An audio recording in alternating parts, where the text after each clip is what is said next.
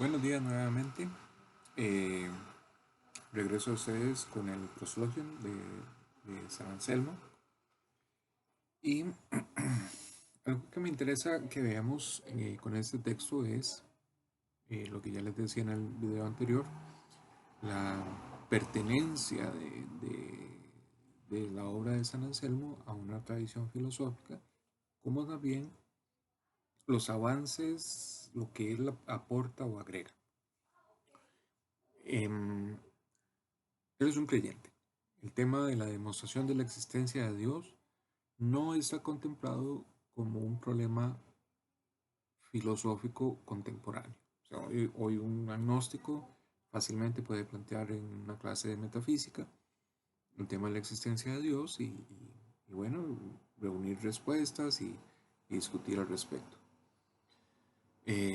No es eso lo que está haciendo San Anselmo. En ese sentido, es necesario tener claramente ubicado el propósito de él, que no reside armar un tratado contra agnósticos, aunque así parezca, sino en exponer racionalmente cómo es posible afirmar a Dios y decir algo de él. Nada más. Él es un hombre creyente, es un monje benedictino, le está hablando a sus discípulos de cualquier monasterio y por supuesto que está encuadrado el tratadito de teología, está encuadrado en la experiencia de la fe. Lo advierto porque el poder del argumento que él nos da eh, se pierde, se diluye en el momento en que perdemos de vista eso. O, si quieren, se los voy a poner de esta otra manera. Si ustedes al leer el proslogium encuentran una razón por la cual creer en Dios, o para demostrar que hay un Dios, les voy a decir que están condenados al fracaso. Nadie va a creer en Dios por leer este argumento. ¿Cuál es la razón del fracaso de este argumento? Que es un argumento elaborado a partir de la creencia en un Dios. ¿Ya? Por eso es que no, nada va a pasar porque ustedes conozcan este argumento. Si es que quieren conocer a Dios o quieren llegar a aceptar que hay un Dios, etcétera, etcétera, etcétera. No olvidemos ese detalle. Es un argumento elaborado dentro de la vida de fe, no fuera de él. En ese sentido, la obra no es un tratado sobre la existencia de Dios, si existe o no, sino que es un tratado de cómo afirmar la existencia de Dios usando únicamente razones provistas por la razón y no otras. Es decir, deja de lado lo que dice la palabra revelada y se ocupa de lo que dice, lo que es posible afirmar por la sola razón. Eso es todo lo que él está haciendo. Muy bien, vayamos al prólogo y al primer capítulo del libro. El prólogo nos dice lo que él va a pretender. Quiero que le presten un poco de atención. Nos dice, esta es una reflexión sobre la razón de la fe. Vean que él está suponiendo que se emplea la razón para entender la fe y que es posible entonces elaborar una reflexión estrictamente racional sobre materias de la fe.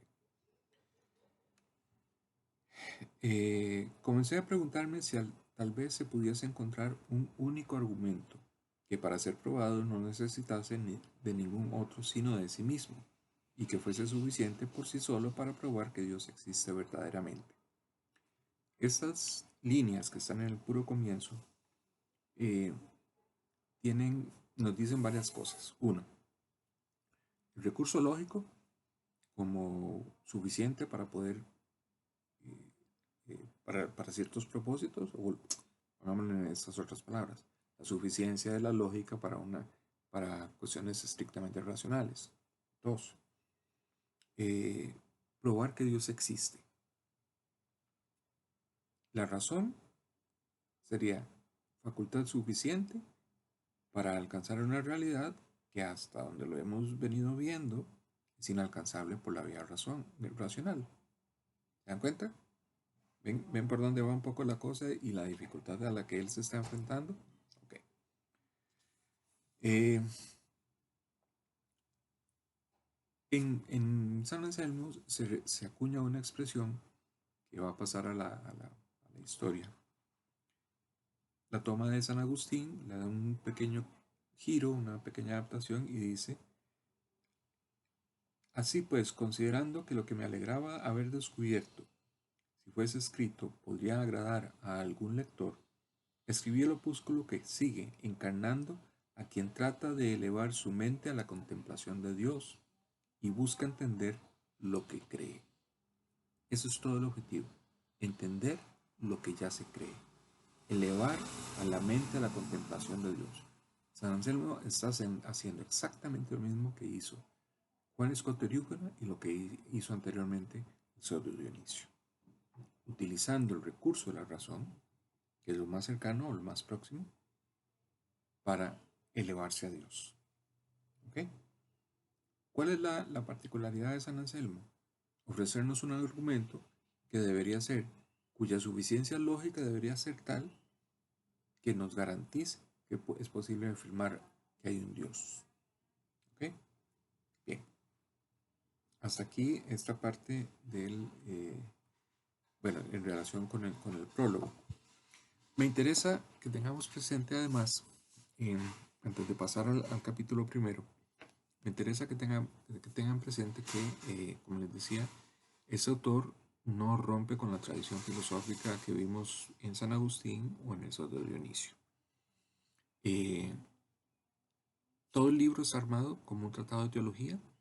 Su característica fundamental es que rompe con el patrón de utilizar el dato revelado, el dato bíblico, y utiliza la sola razón.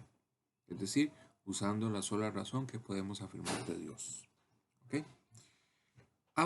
En ese sentido no se parece tanto al pseudo Dionisio, se aleja un poquito del pseudo Dionisio, porque no hay una pretensión de unión con Dios. Lo único que hay es una pretensión de conocer racionalmente a Dios. O, en otras palabras, ¿qué puedo decir por la sola razón de Dios? Eso es todo lo que está haciendo. No hace nada más que eso. No hay ningún propósito contemplativo real. No hay un juego dialéctico para ir ascendiendo y ascendiendo. Nada de eso está. Solamente el trabajo racional. Y aquí me detengo en los pocos minutos que me quedan para cerrar este video. Me detengo en la idea de la teología. Lamentablemente, cuando estudiamos pensamiento medieval hay que estudiarlo leyendo escritos teológicos. Como ya les dije, creo, en la primera clase. No hay otra manera. Hasta el siglo XIII empezaremos a leer escritos no teológicos, aunque escritos por teólogos, y digamos ya son los primeros escritos dentro del mundo latino occidental, los primeros escritos filosóficos que ya podemos identificar y conocer. Pero mientras tanto vamos a contar con una larguísima tradición teológica, y acudimos a ella para poder identificar la filosofía que cruzó toda la Edad Media. ¿Qué es teología? Teología fundamentalmente es la palabra de Dios que responde, perdón, la palabra del hombre o del ser humano que responde a la palabra de Dios. Eso es sencillito, sencillito. Es una idea que no hay que elaborarla demasiado. Ustedes pueden consultar en internet y buscar escritos, etc. Pero todos parten de esta idea. Es una respuesta que el ser humano da a la palabra de Dios. ¿Cuál es la intención de la respuesta? Entender el mensaje de Dios. Eso es todo. ¿Qué le dice Dios al ser humano? Si la iniciativa primera es la palabra venida de Dios, el ser humano responde. Hay una inconmensurabilidad entre la palabra divina y la mente humana. En ese sentido, la mente humana tiene la tarea de entender qué es lo que Dios quiere. Es inevitable.